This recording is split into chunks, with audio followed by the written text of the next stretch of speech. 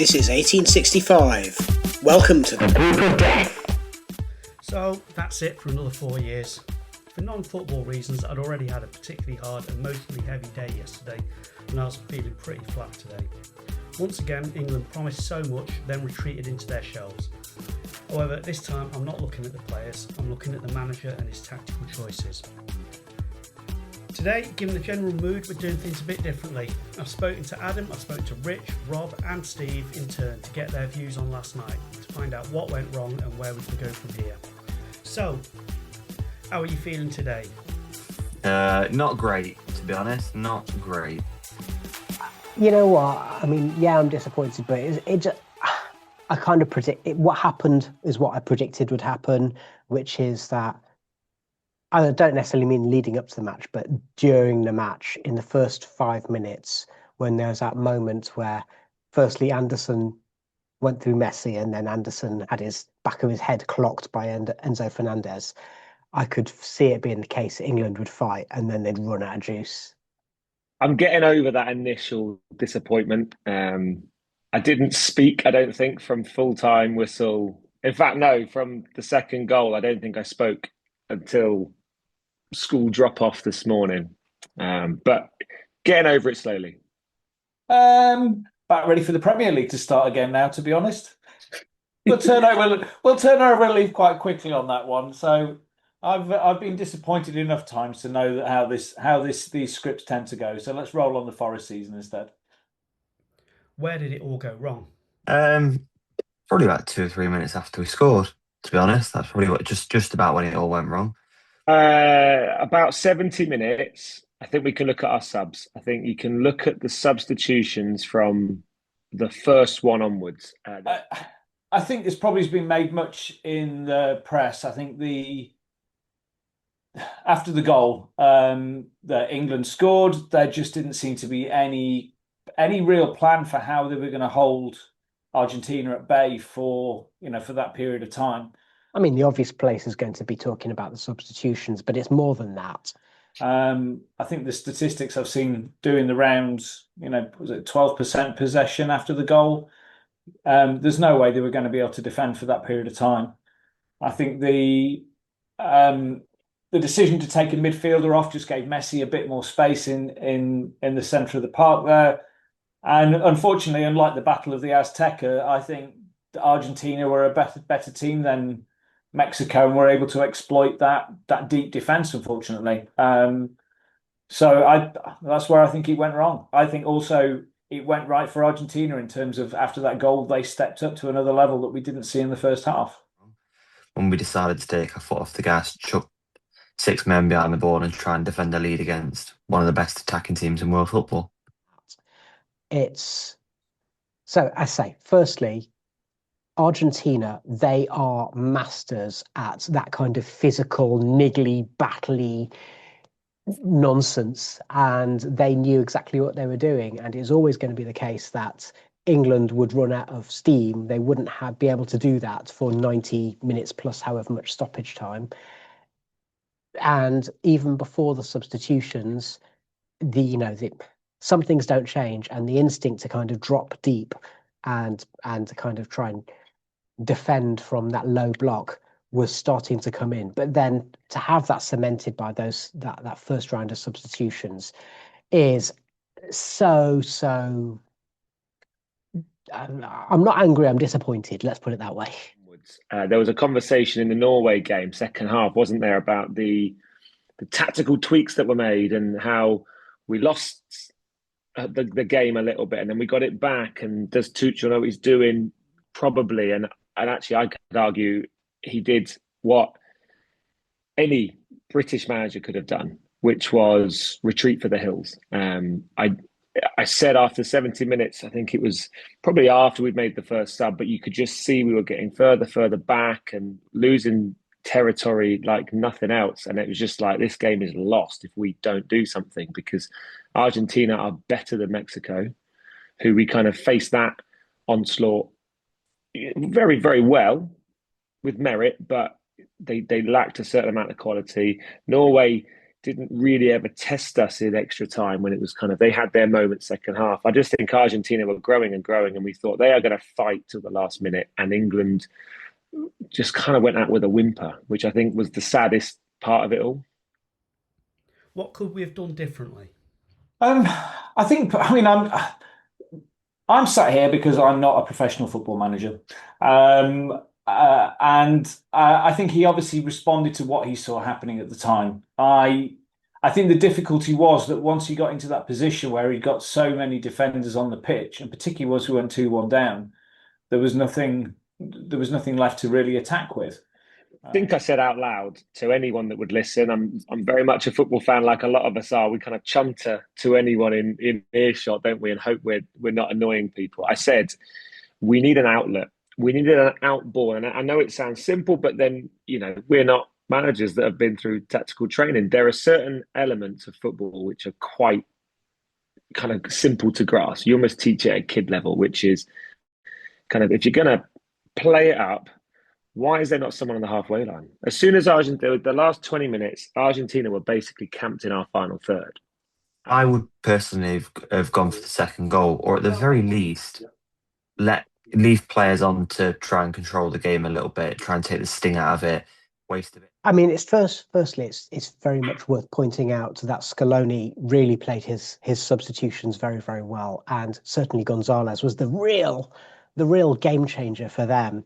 It widened out the pitch, and it meant that England's defenders had a new threat to worry about.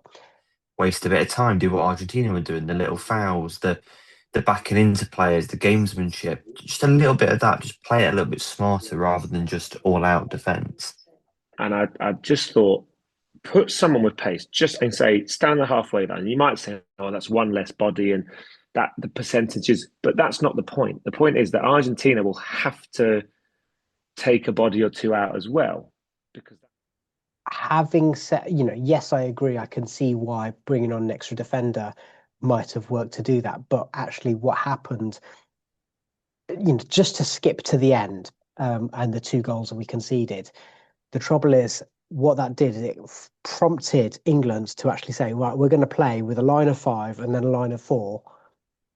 It was a 5-3-2 for a tiny bit, but quickly became a 5-4-1 and in a low block. And the trouble is that you cannot withstand pressure against a team like Argentina, who are bringing on not only attacking subs, but really, really good subs with a good track record, like Gonzalez, like Lautaro Martinez. Yeah, I mean, if I'm being really trying to be positive, you could look at the rest of the tournament and say that he did it in every other game in the tournament, and it worked. We put players behind the ball, and that was absolutely fine. It wasn't a problem. But unfortunately, you're playing against the world champions. You're not playing against every other team. You're not playing against Mexico, who are a decent side, or Norway, who are a decent side. You're playing against the best side, and I don't actually think they're the best international team in world football, by the way, but in terms of the fact that they are world champions and they have the best player in world football, I put it in our group chat. It might well be fine to have 4 centre-halves on the field and 2 full-backs against teams that can't unpick you. But unfortunately, Argentina, with Messi, will unpick you. And you were asking for a problem, and you got a problem. This idea that we were playing these big passes that were going nowhere. They were bouncing 2 or 3 times and going out for a throw-in or a goal kick. And it was almost like you're playing for territory, except we never got up the pitch. I absolutely would have, if I was making subs because players were getting tired, that's the whole point of having a squad. I just wanted to see that attacking impetus kept there. Why did we love the win over Croatia? It was the first game of the World Cup, yes. But he made 2 attacking subs. Madueke and Gordon off, Saka and Rashford on, and we kept going. That second half, that even when Croatia, after our onslaught, we played so well, could have scored more. It's because in the 85th minute we had players that were fresh that wanted to attack, and he just seemed to completely lose that in the knockouts. And it was playing scared, and I just was looking for this. It was almost, you could see, even when they equalised, I thought he's not going to change things now. He's hoping for extra time, and then you can make the change. But you haven't got I don't think against Argentina. I thought we'd lost before they scored the first goal. Before, because Enzo was getting close, but they hit the post once. Pickford had made 2 excellent saves, but you just thought there's too long left for this team. And let's not deny it as well, like De Paul, everyone's been joking about how he's been Messi's minder for the tournament, but by bringing him and Montiel on in the same move, then that meant that having stretched it to the left with Gonzalez, they stretched it to the right with Montiel and De Paul putting crosses in from that side. So there's only so long you can withstand that pressure. And again, skipping right to the end and Lautaro Martinez's goal, what happened was that you could argue about whether Spencer's fouled or not, but it meant that Messi was able to have a bit of space, and then in the middle, Martinez found that space to get between defenders, because mistakes will happen when you are constantly under pressure for 30 minutes against the top teams in the world. It's probably been mentioned, but in our group chat, there was one comment last night: when you're playing Dan Burn as a striker, you know that something has gone seriously wrong. So what could he have done differently? I don't know whether more like-for-like substitutions and something that would have refreshed our attack just to kind of hold the ball at the other end of the pitch might have been a bit more sensible. But obviously he saw something and had to react to it. And, that's where we ended up where we did. It was a lot like Greg Halford at Forest in about 2013. Can play both ways, but, not fantastic either way. Look, I think that Dan Burn has been the shutting up shop type centre half that you bring on right at the end of the game. That's all well and good, and that's fine, and it's worked every other time. And I'm not going to sit here and be a hypocrite. It has worked. There was a fascinating quote by Scaloni, the Argentinian manager, after the game, and in summary, he said, "We smelt blood after England hesitated." To him, like you said about the change on the left, there was also an element of, well, we're going to go for this because England are crap in the bed. But as soon as Argentina scored, we completely fell off a cliff. We completely just said, "All right, we'll try and see this out. We'll try and win the game," and basically just scrape a 1-0 win, get to the World Cup final and stuff, all well and good. I never thought we'd stop them scoring. Going into this game, what they're really bad at is at the back. That's what they're bad at. They're awful at the back. They're shipping goals left, right, and centre. Shipped 2 goals to Cape Verde. They conceded 2 goals to Egypt. They struggled against Switzerland. That's how you get at them. You've got 2 fullbacks who are both poor, in my opinion. So you guess at them. You've got 2 centre halves that neither of them are fantastic. But instead of getting at them, we had 1 chance all game, scored from it, and created absolutely nothing. It's not like we don't score goals, because we do score goals. It was a baffling and confusing tactical decision by Tuchel, and I cannot understand it still. I think it's fascinating that like we've said, that Rashford has probably had a really good cameo against Croatia and then looked poor like most of England against Ghana, where we struggled as a low block. I don't think we've seen him much. Like, I don't think he's been given any chance in the knockouts, really. Saka, he's been trying to get going. That makes sense. I think very highly of Saka, but he's not fit. He doesn't look fit. He doesn't look fully healthy. He looks like he's doubting himself. He needs time. Watkins is nowhere to be seen. I thought, Tony coming on fine for this idea of we're going to lump it up and he'll win it. But again, it was just going over their heads to Martinez, who, Emi Martinez is a good keeper. Well, this comes back to a more fundamental issue, which is the squad selection. We all said at the start squad selection was wrong, and then there are a few people going after the Mexico match going, no, Tuchel was right. Like, he put on Big Dan Burn and all of that. It's all very well putting on Big Dan Burn against Mexico, who, as you pointed out, were playing like a Sean Dyche team. They were just going, right, we're going to hoof it into the box and try and aim for Raul Jimenez. And Dan Burn was the perfect foil for that. In this match, what he should have done, I mean, I'm assuming, let's assume that Saka wasn't fit enough to play, and that's why he didn't come on.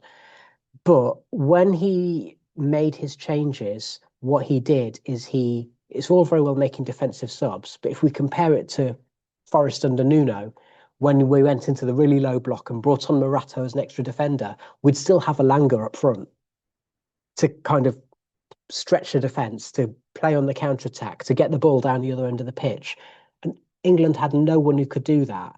And bringing on Marcus Rashford with less than 2 minutes of stoppage time to go isn't going to be enough to achieve anything. Once again, what was Jordan Henderson in the squad for? What was Tony in the squad for? He didn't use Watkins. Why did he pick him? And it actually leads to a bigger issue as well, which is that Harry Kane's going to be nearly 35 by the time the next tournament comes around. There's absolutely no indication that there's any centre forward coming through who can take over the mantle of being England's number 9. He didn't even bring Saka on. You know, he didn't. I just think we were winning, and it very quickly was, right, I'm going to turn to. And there was a massive cheer when Dan Burn was about to come on, where I was watching, huge cheer. And it's like, it's Big Dan Burn.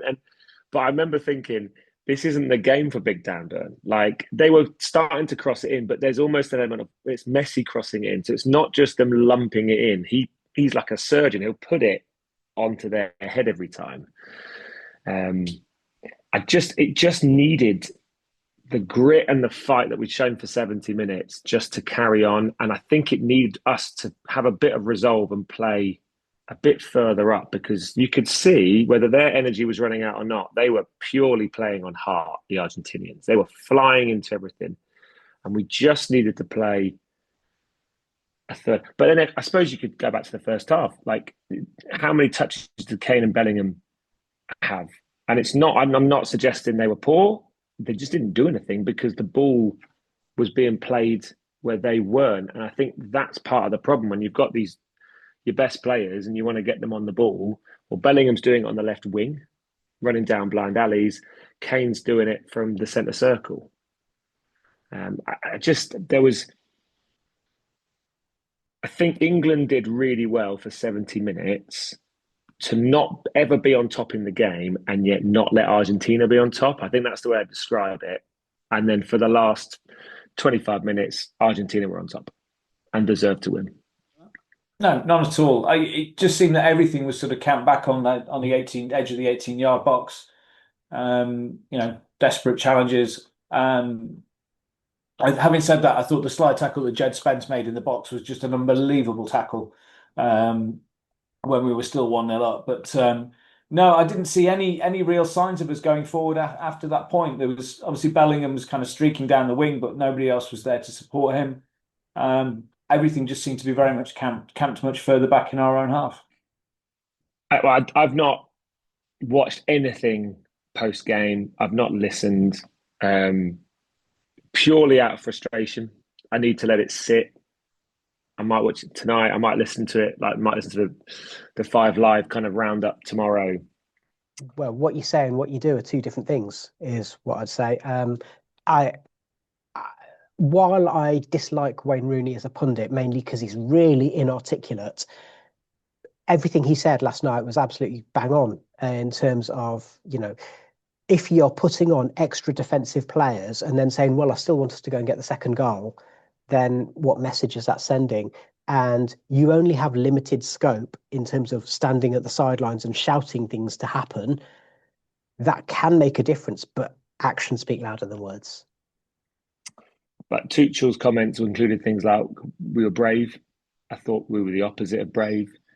And like you said there, we went for saying, well, great, but can you tell the players?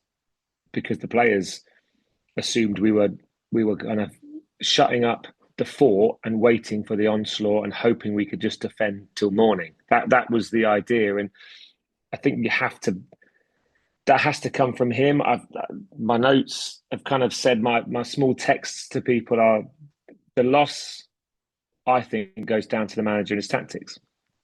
Because I think you can say, oh, well, maybe the players aren't of a certain level. And Messi's amazing. But Elliot Anderson and Spence and the few others did not look phased at all that they were playing against the greatest player of all time. They absolutely took away that from Argentina. And the changes in the second half from the manager and the tactics meant that because you watch their first goal, it's a great hit by Enzo Fernandez, great hit. But Messi dribbles. Anderson has to come over Messi's little pass in, and then people are going, where is he? I think Anderson's had to go because if he doesn't go, Messi probably scores. Like it's that we just left ourselves with too many things to do, and that comes from the changes on the sideline, not the players. I thought the players gave everything, absolutely, but whatever he says, I'm interested to hear because I don't know that it's. I think on reflection, a lot falls on his plate. So, are you going to watch a third place game and watch the final?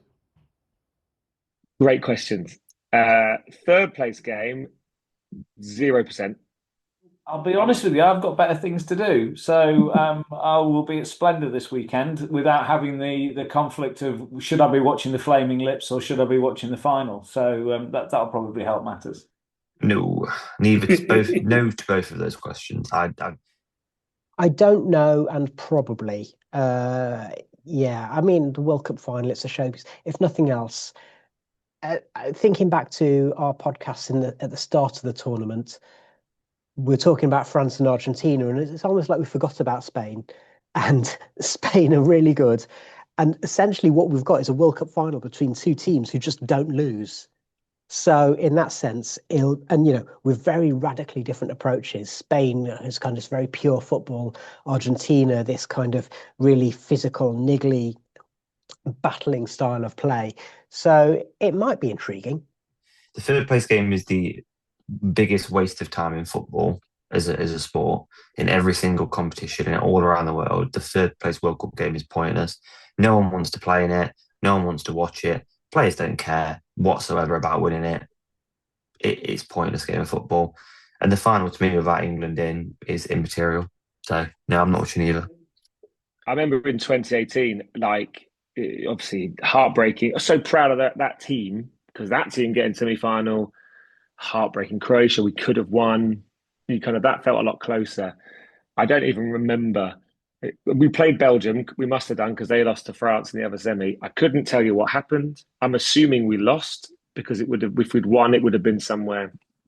I think I said in the first podcast we did right at the start of the tournament before it. My son is 13 and he has really got into this tournament, and I think it's the first time he's ever shown interest, and that for me has been my biggest takeaway. And when the disappointment goes, I've got so many memories, like funny moments, good games, great goals, including England.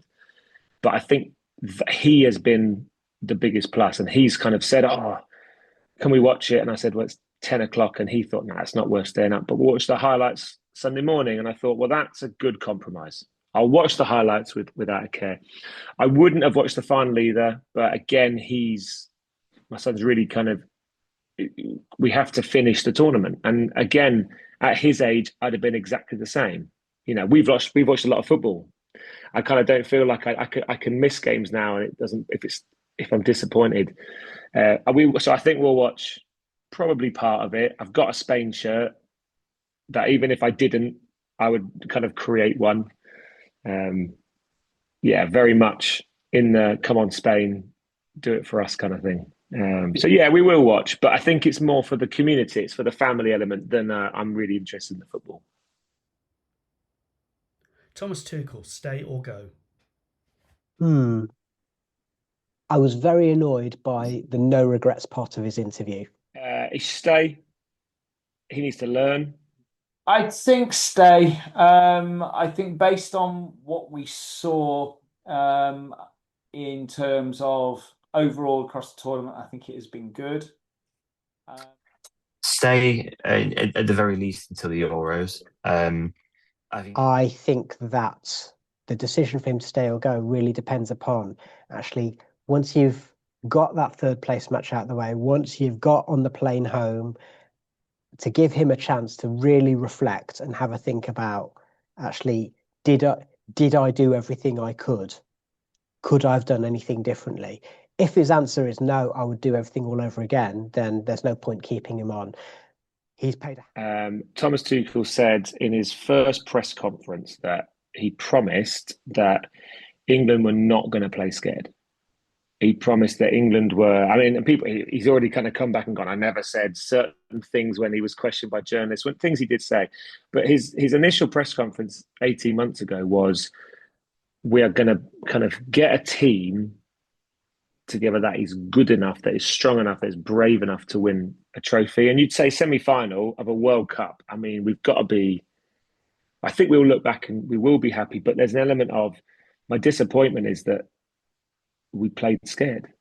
I think giving any manager the task of saying, "Oh, by the way, you need to come in straight away and win the World Cup," that's a huge, huge, huge job for any manager. And I would understand it if we were comfortably the best team in the world.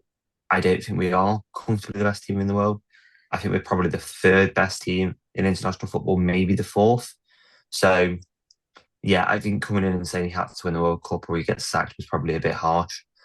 And as the tournament went on, I don't think we started scared. I thought we started really, really well. And I think we got frustrated against teams that defended deep. I think as the tournament went on, I think we kind of very much, it didn't look any different than if David Moyes was the manager. And that's no disrespect to David Moyes. He's effective. But it's let's go 1-0. It's Billy Davis. And we've all witnessed Billy Davis. We're going to win 1-0. He's paid a handsome fee to try and do things differently. And actually, when push came to shove, what he did was make it up as he went along during this World Cup. The only time we had good attacking prowess was, in fairness, down to him, which was when he brought on Saka and Rashford against Croatia. He never did that again. He stumbled across this thing of like, we've got 10 men, we're going to go 5 at the back against Mexico who are lofting high balls in. And he thought that was the solution. And if he still thinks that's the solution in a couple of weeks' time, then what's the point in keeping him? And I think it's a home nations tournament, 2 years' time, Euros. I think you stick with him, but I think he's got to improve. He's got to live up to what he said. Otherwise, if he doesn't do well at the Euros, he's a massive failure. But I would stick with him. I'm not kind of up for kind of knee-jerk reactions. If he thinks he can put it right, good. I'd like to see him lose a little bit of the arrogance when it comes to I'm like the god when it comes to squad building. I think he's burnt some bridges with players that listen, the players that we didn't pick, I don't think make a difference because we didn't lose because of the players we did take. I think, like I said, it was tactics, but I think he needs to be a little bit more open to some of the good players we've got in England. Because, like we said, I think Kane's going to be around in 2 years, and at the next World Cup, we're now a bit worried about who's going to be playing number 9 for us. So, we've got a couple of years for him to build a really strong team that hopefully can do it on home soil. Yeah, I mean, I can take the element of losing if you haven't got a team that's as good as the team that have beaten you. And I think there is an element of that. It's more difficult to take when the tactical and formation decisions that he makes during the tournament, not just during that particular match. And in fact, I say, going back to the squad selection, actually hams one of the causes as to why your team and your squad aren't as good as they could have been. So again, a bit of reflection required. I'm hoping that he can learn some lessons from the squad that he picked, and from the tactics that he employed. And I mean, there's a clip doing the rounds of him several years ago commenting on where it all went wrong for England when they sat back in one of the other semi-finals. So I'm kind of hoping that he'll learn from this. I think there was enough positives to take from this, so I'd say stay for the time being. But if we don't win the Euros, I think that there'll be a question to be asked, especially with his contract only running until 2028. When will England win the World Cup? Hopefully in my lifetime. Oh, I don't know. like essentially, we've now carved ourselves a niche over the last 8 years as being one of the early teams. I think we've got less chance in the 2030 World Cup than this one, purely because I don't see a centre forward breaking through, and Harry Kane's going to be 37. Yeah, semi-final. I wouldn't be surprised if we get to the final of the Euros and then lose that as well. So who knows? Having all the heartbreak over the years. I never thought I'd see one semi-final, let alone two. And two Euros finals. It feels like we're close. I hope it doesn't get to the point where that's as far as it gets. I hope we're going to get over the line. My football highlight, still, even though I've been around for a long time and I've seen lots of trips to Wembley and I've seen lots of cups and trophies and everything, just in terms of the sheer experience of it and the kind of the against all odds nature of it, is still going to be promotion at Wembley. The day out, the match was an absolute dog, but the occasion was everything. And we weren't there thinking, yeah, we can win this, but we didn't go there thinking we had a right to do it. And so there's something about that kind of, you know what, if you let expectation lead you, then maybe that's not the right way of going about it. Maybe you need to foster an underdog spirit. Jay Stansfield is the name that I like if we are going to have someone kick on and be an England centre forward, but he's currently playing for Birmingham City in the Championship, so who knows, right? I'm going to say 2038. Don't know why. Completely randomly plucked out of my head. I, being the ever the pessimist that I am, probably not in my lifetime. As for me, I think our goal was everything that Tuchel wanted. At the start of the tournament, he spoke about playing in a Premier League style with runners and pace and physicality.